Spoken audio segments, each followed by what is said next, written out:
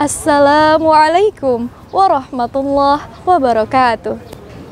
Innal hamdalillah nahmaduhu wa nasta'inuhu wa nastaghfiruh wa na'udzu billahi min sururi anfusina wa min sayyiati a'malina may yahdihillahu fala mudhillalah wa may yudlil fala hadiyalah. Asyhadu an la ilaha illallah wa asyhadu anna Muhammadan abduhu wa rasuluhu la nabiyya wa la rasula ba'dah amma ba'du. Saudaraku yang berbahagia, ketahuilah bahwa Allah Subhanahu wa Ta'ala memilih satu bulan mulia di antara bulan-bulan yang lainnya. Hari di mana Allah Subhanahu wa Ta'ala menurunkan wahyu pertama kepada baginda Rasulullah Sallallahu Alaihi Wasallam sebagai manusia pilihannya, yang kemudian wahyu-wahyu tersebut menjadi pedoman bagi seluruh umat manusia. Allah Subhanahu wa Ta'ala berfirman, "Syahrul Ramadan alladzi unzila fihil Qur'an." Saudaraku sekalian, diturunkannya Al-Quran pada bulan ini dipilih oleh Allah Subhanahu wa Ta'ala bukan sekedar cuma-cuma, melainkan karena bulan ini adalah bulan yang mulia.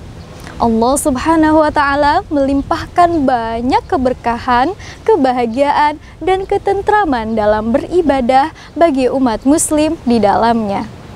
Dalam Quran Surat Al-Qadar ayat 1, Allah berfirman, "Inna anzalnahu fi lailatul qadar." Sesungguhnya kami menurunkan Al-Quran pada malam Lailatul Qadar.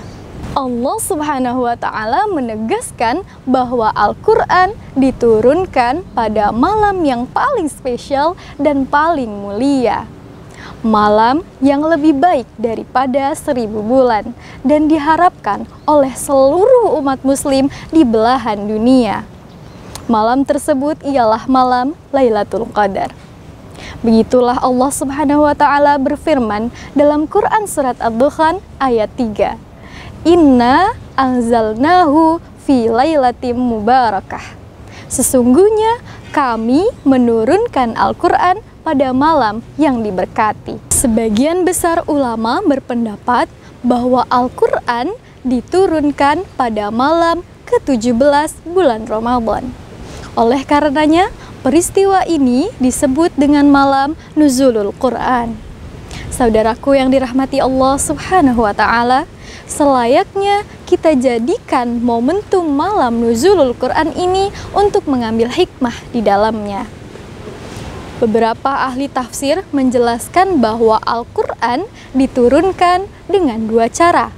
Yang pertama, jumlatan wahidatan, yakni diturunkan secara keseluruhan.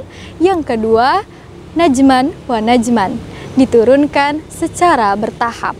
Sebelum diturunkan oleh Allah Subhanahu wa Ta'ala kepada Nabi Muhammad SAW di bumi, Allah Subhanahu wa Ta'ala terlebih dahulu menurunkannya kepada langit dunia atau Baitul Izzah. Kemudian malaikat Jibril menurunkan kepada Nabi Muhammad SAW secara berangsur-angsur sesuai dengan kejadian selama 22 tahun. Dalam tafsir Ibnu Katsir dijelaskan bahwa permulaan wahyu yang diturunkan kepada Rasulullah SAW ialah berupa mimpi yang benar di dalam tidurnya. Berabad-abad yang lalu, seorang nabi yang mulia melakukan perenungan, menyendiri, dan beribadah kepada Allah Subhanahu wa Ta'ala di Gua Hira. Kemudian pada suatu malam, Rasulullah SAW dikejutkan dengan kedatangan seorang malaikat.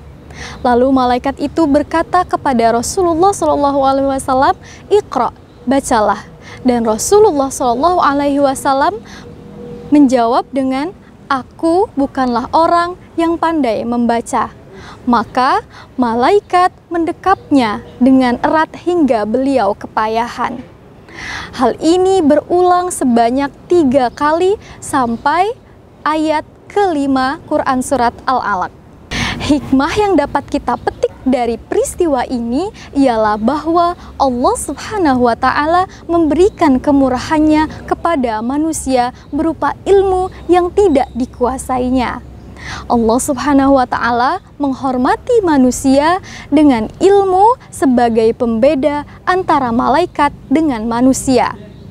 Ilmu ada kalanya berada di hati, ada kalanya berada di lisan, dan ada kalanya berada di tulisan tangan. Maka ilmu mencakup 3 aspek, yaitu berada di hati, berada di lisan, dan berada di tulisan. Barang siapa yang mengamalkan ilmu yang dikuasainya, maka Allah Subhanahu wa Ta'ala akan melimpahkan ilmu yang tidak diketahuinya. Demikianlah yang dapat saya sampaikan. Wabillahi taufiq wal hidayah, waridha wal inayah, wal afu minkum. Tsumma assalamualaikum warahmatullahi wabarakatuh.